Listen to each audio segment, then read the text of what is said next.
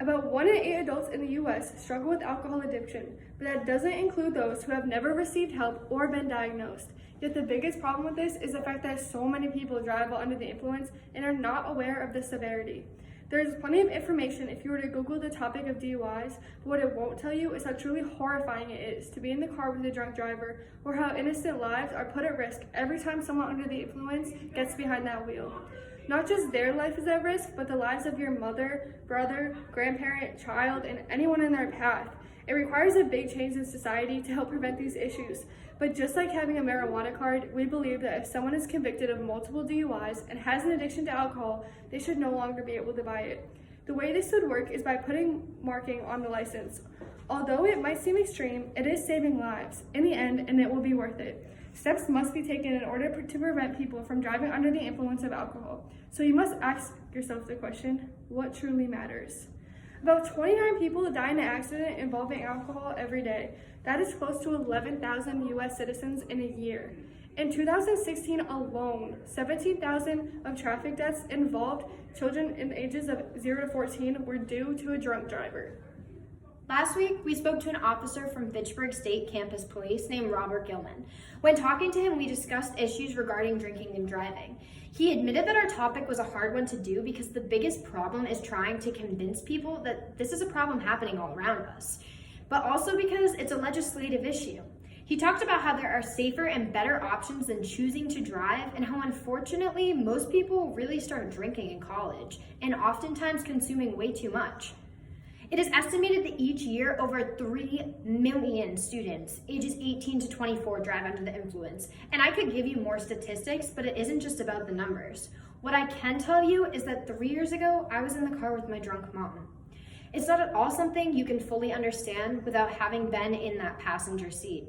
We swerved countless times, almost hit trees, cars, and stop signs were rarely noticeable.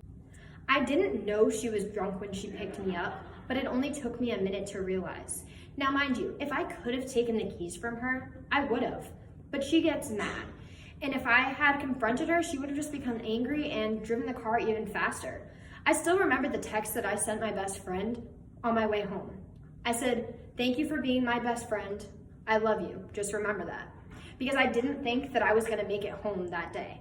And for a long time after that car ride, I couldn't drive down those roads because every single time that I did, it reminded me of that night. I am beyond thankful that no one was hurt, but it could have easily happened. But if you were to ask my mom about that car ride, she would tell you that she wasn't even that drunk. Because when you are drunk, you never realize how bad it really is. She's gotten help for her drinking problem, but she's been convicted of her second DUI. Which leads me into the fact that about 29% of people in the US convicted of a DUI are repeat offenders. But on average, someone who is convicted has driven under the influence 80 times before their first arrest.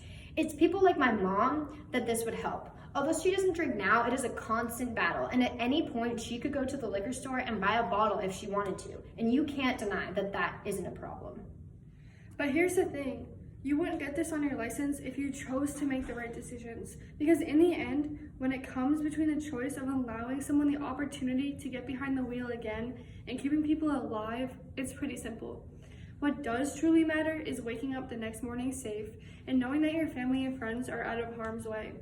Although we can't prevent it all, because no matter what, drinking is a problem, it would stop people just like her mother. Even throughout high school, I've seen so many people drive home after a party or after a couple drinks, and it happens in college on whether or not you get caught. But just because driving might seem like the easier solution, one wrong turn, one missed stop sign could end it all. This isn't a problem that could be fixed overnight, because just like how you're not supposed to drink before you're 21, it still happens.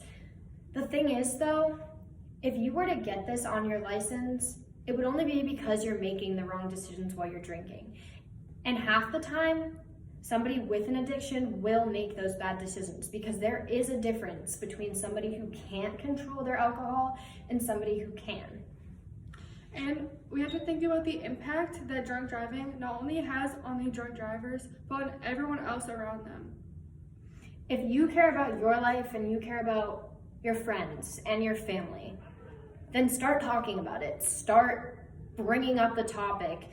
It might be something hard and not everybody's going to agree with you, but in the end, if everyone keeps talking about it and learning about it, we can make a difference.